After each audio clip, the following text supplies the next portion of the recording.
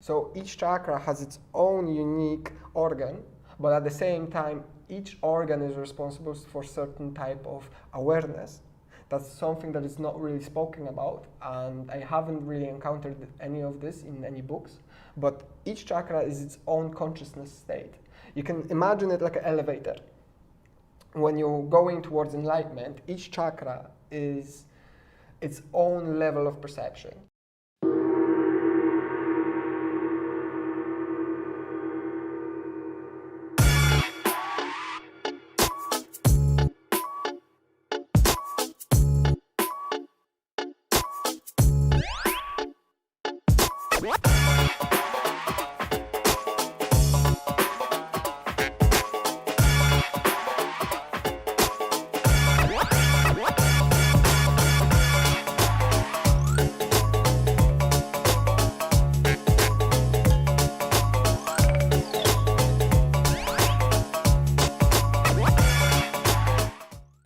Welcome to this new episode, and today I am here with Mikolaj. How are you? I am very good, and how are you? Very good indeed. Thank you for coming back, because Mikolaj was in a previous interview about 1 year ago, I think. And today we're going to delve a little bit more into some of Mikolaj's work and knowledge. So first of all, I'd like to say that Mikolaj is a mystic healer and particularly focused on holistic, with a holistic approach, yes. I'll say so, yes. And we're going to talk about the chakras and energy healing. So big topic in Kopangan, I'll say. And some people are familiar with the chakras, some people are not. So stay tuned. But first of all, I'd like to ask you, can you tell us a little bit more about your background? I was born in Poland and I was raised in UK, and the last 7, almost 8 years I spent traveling around the world, learning different religions and cultures. I was joining different monasteries in order to learn about spirituality, and I did physiotherapy back in Poland and massage therapy as well. I have a very holistic approach. I studied psychology as well as other different modalities throughout the different countries I've been to. I've been to about 30 plus countries at this point, and it was very beneficial. I took part in different monasteries in Buddhism, in Hinduism. I joined the Hare Krishna monks for a while. I was part of the Christian monasteries, as well as even exorcisms. Exorcism, wow. Yes. So you started like developing a passion for a different type of religions, and you just delved into different traditions, and then you go into exorcism. You want to Well, I was in Montenegro and it was just happening. I visited one of the holy sites of one of the Orthodox branches of Christianity. And over there they had exorcist monks, and it just so happened that few people needed exercising, and I was there and I was witnessing all of that, and they showed me different prayers and different things. And it's considered one of the holy places there. It's a huge place where there is the whole thing is built into a side of a cliff, and inside of that they have a coffin with a dead person who's been dead for over 70 years, but their body looks exactly like he died yesterday. And people sleep outside just to be in the energy of this place. Like they come over, they touch the coffin and everything. So it's considered a very holy place. I didn't know about it. I just randomly walked there because I saw it from a distance as I was hitchhiking, and I just saw it was like amazing. I want to see it up close. So I just went. Wow. Wow. And I never been to Montenegro. That's something that I'm missing. And do you remember what was the village or the town of this place? The place is called Ostrog Monastir. And I remember from our first interview that you had some sort of an early start in life when it comes to mysticism. You were always naturally interested in this subject. Is that right? Yes, that would be true. I started off my life with a lot of suffering, unfortunately, but it happens. Everything has a reason. And that suffering led me to the question at the age of 11, roughly, why is suffering here? Why do we suffer? And I made a commitment to myself that I would like to prevent suffering as much as possible for myself and for those around me. And so that set me off on a path where I started to learn about energy healing, about different spiritual modalities, especially alchemy and different forms of philosophies that helped. My grandmother, on another hand, she got cancer in around the same time, and she went to an energy healer.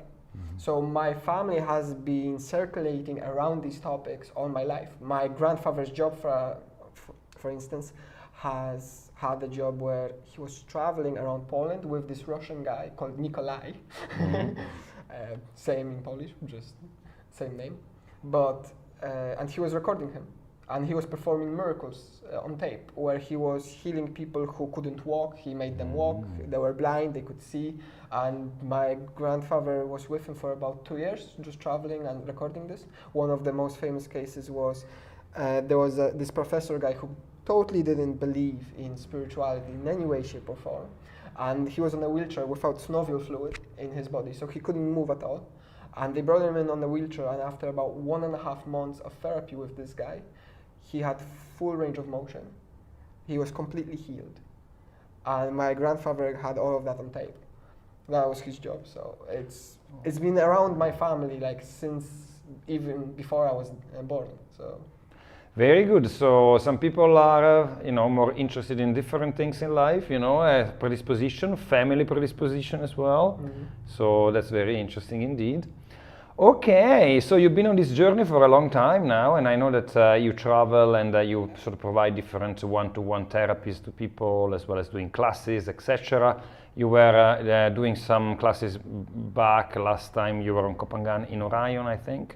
And now you just came back very recently, and you're setting yourself up for the high season, isn't that right? Yes, I'm planning to stay 1 year, getting all the visas and everything, and getting ready to rock and roll.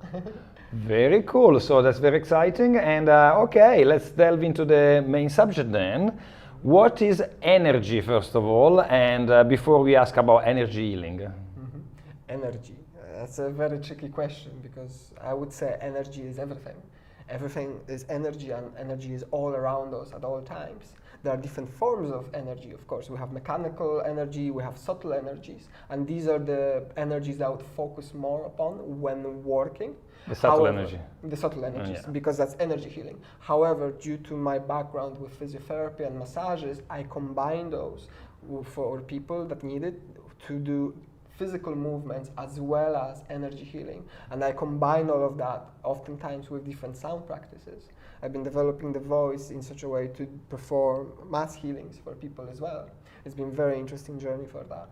But energy healing, in essence, is bringing in the higher awareness or the light of the source and bringing the person into that light. You're holding the space where you're channeling the energy, and you're allowing the love and the beauty of the creation itself to embody the person, as to lift them up from the illusions and from the separations that they created within themselves. Okay.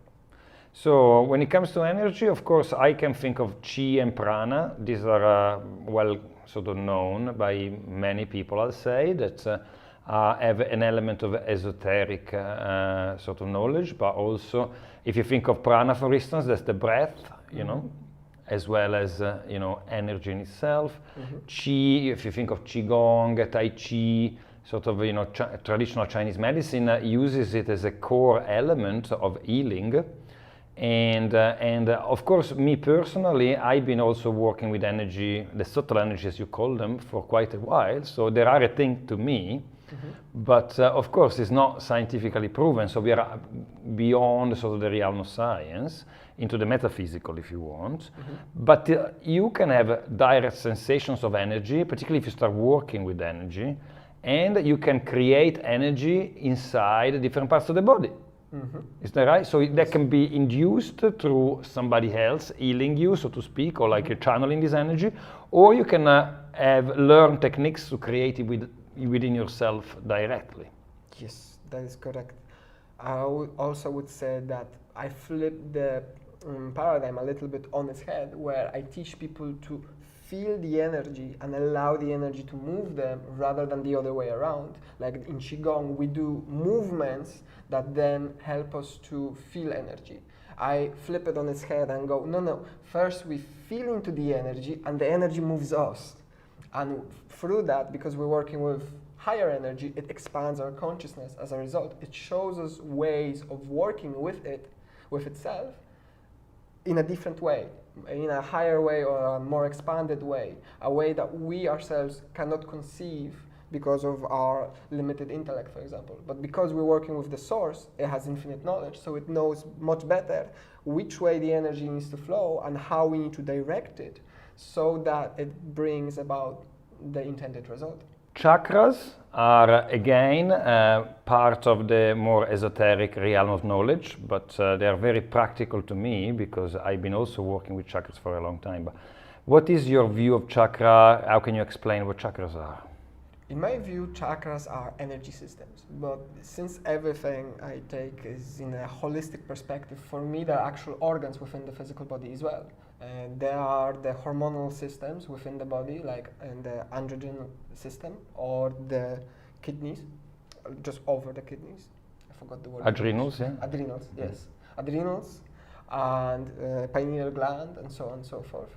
We have the thyroid gland, for example. All of these glands, I connect them with the 7 chakras. So roughly on each level where we have the chakra, we have a physical organ, a gland that is responsible for hormone production. And what hormones do is they tell the body how to function. So, and paradoxically, when we're looking at the Hinduism, for example, the way they stimulate the chakras is actually the way it stimulates that particular gland. So, for the throat chakra, you sing. Well, that creates a vibration, which then stimulates the thyroid gland, just to give an example. So each chakra has its own unique organ, but at the same time, each organ is responsible for certain type of awareness. That's something that is not really spoken about, and I haven't really encountered any of this in any books, but each chakra is its own consciousness state. You can imagine it like an elevator. When you're going towards enlightenment, each chakra is its own level of perception. On the first level, we have the survival. Everything is war, separation, you gotta defend yourself. Second chakra is all about your desires. It's like, oh, I want this, your sexuality, your creativity start to shine through. Your third chakra is all about your wants. I want this, I want that, achievements, goals, I need to improve, I need to learn, I need to accomplish something within the world. And each one provides its own, let's just call it traps, that trap the consciousness on and get it stuck on this level. As long as you do not get attached to any of these, you reach enlightenment, you could say. Because you let go, you're non-attached to any of the particular games that are shown on each particular level. Yeah. However, each movement creates a fundamental shift of the way we perceive reality. And we could be in the same physical space, but just acting from the space of different chakra. And as a result, we're going to see a completely different reality. And we're going to hear different words. The brain is going to put emphasis on different words, the way we hear them. And we're going to be reacting from a different space.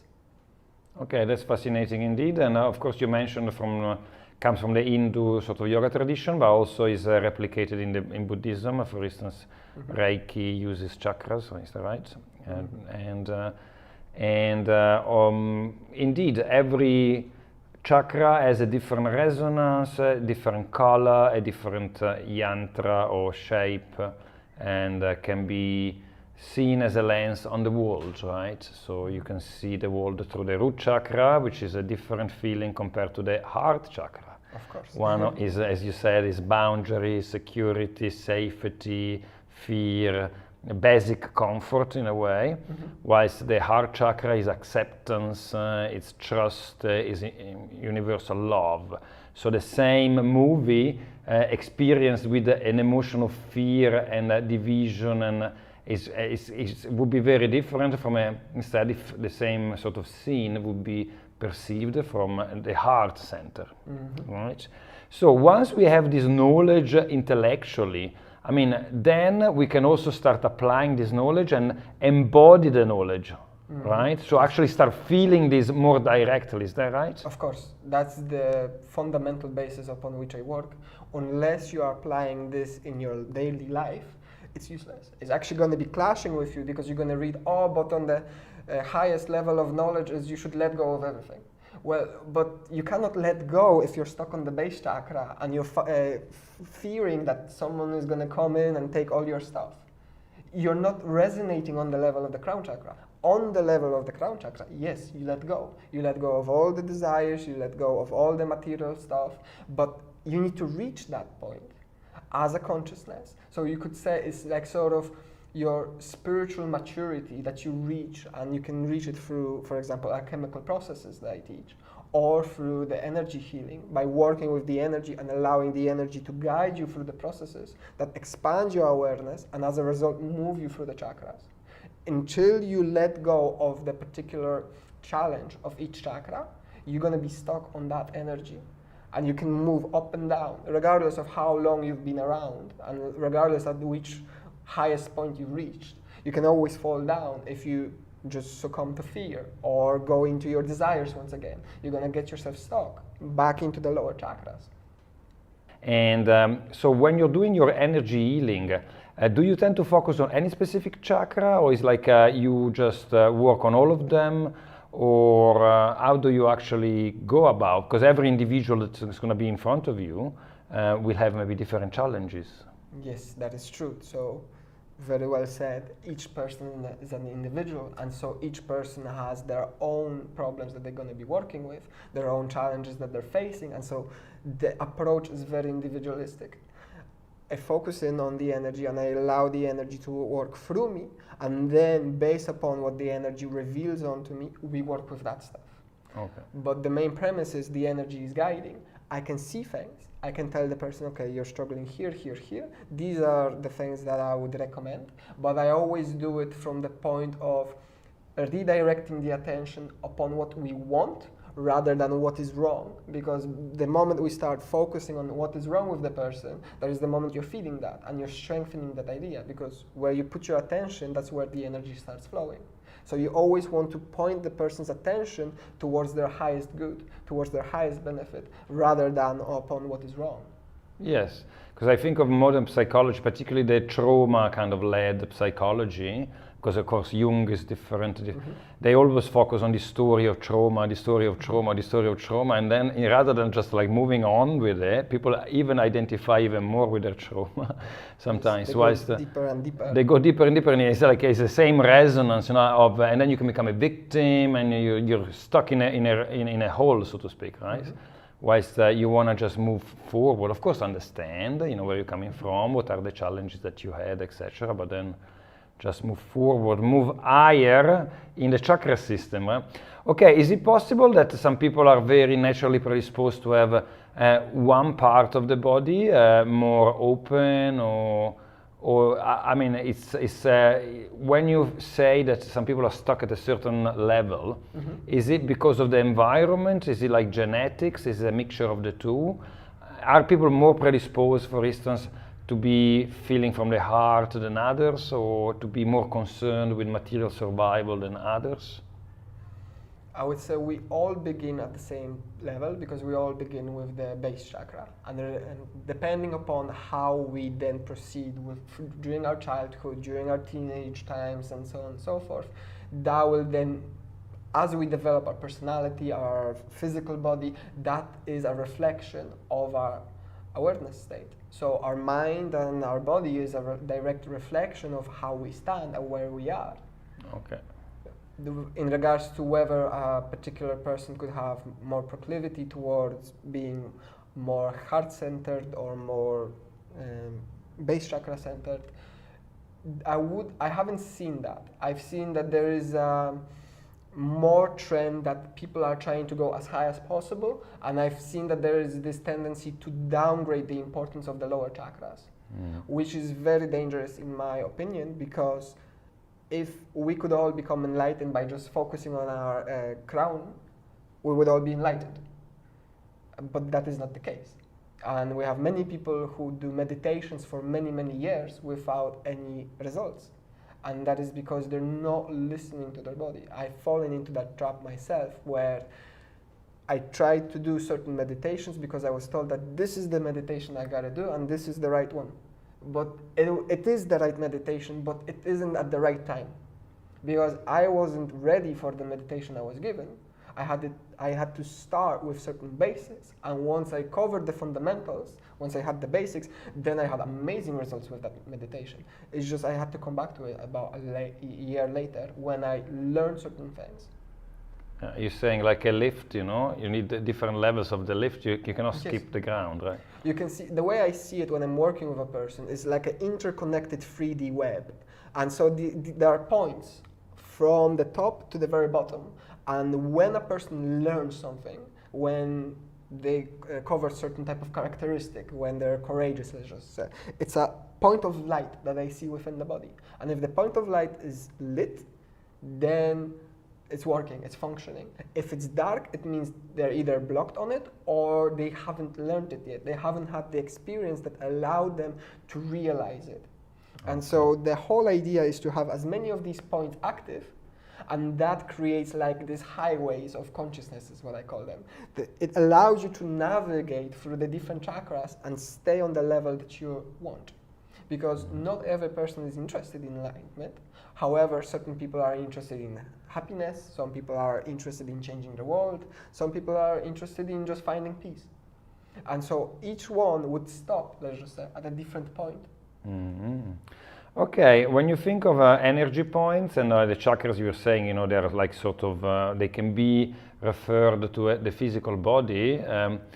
I think of the meridians, for instance, and or the marma points in Ayurveda.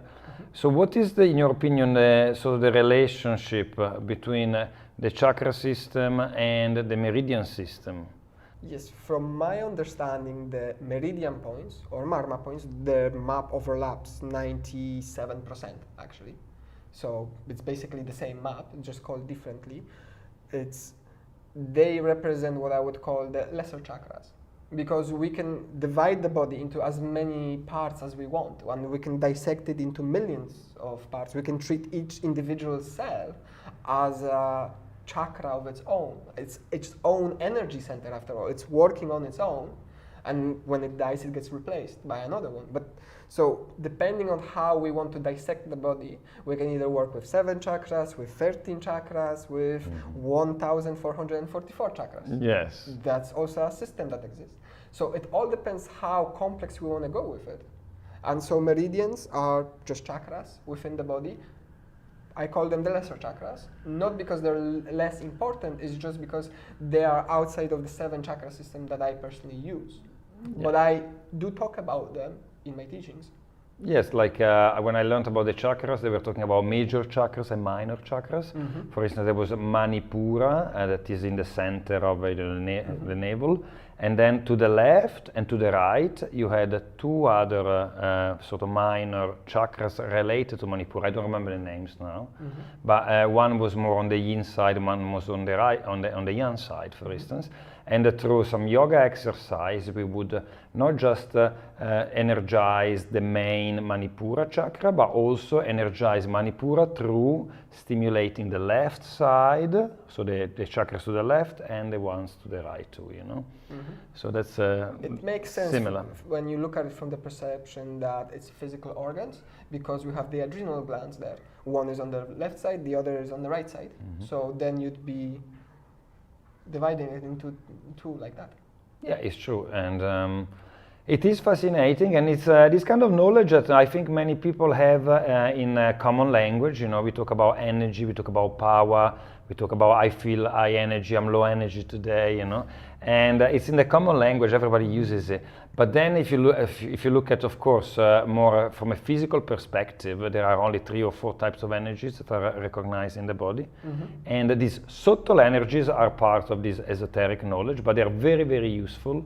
Of course, you use them for healing, but also I use them, you know, just to experience the world in a different way. Yes. And if you start studying them, they make so much sense as well, you know. Everything that I learned about the chakras made a lot of logical sense, and I could sort of interpret it or live it through the body directly, so embodying it and feeling it directly in the body. So you have this intellectual knowledge that makes sense from a logical perspective, then you try different exercises and you can feel this knowledge translated into your body actually as a direct experience.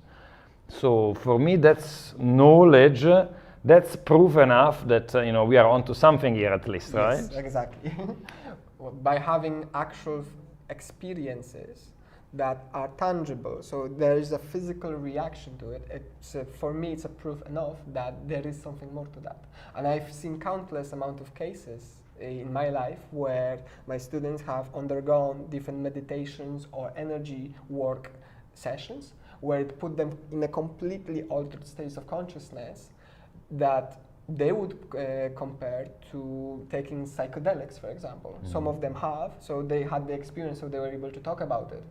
And so by being able to cultivate these energies, we can drastically change our perception, our awareness, even the way we interact with the reality can be completely changed by just tweaking a little bit our perception and our energy.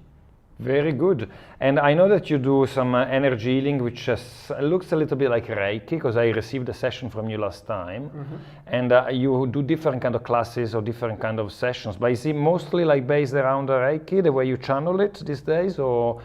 It can be done in 3 different ways. I can do it either through the normal touch version of the Reiki style. I do it through the alchemical processes where I put most of my attention through because it gives greater reaction within the physical in a faster way. So it moves things for the individual in a more physical way when I do it through the alchemical processes. And then lastly, I do it through the voice.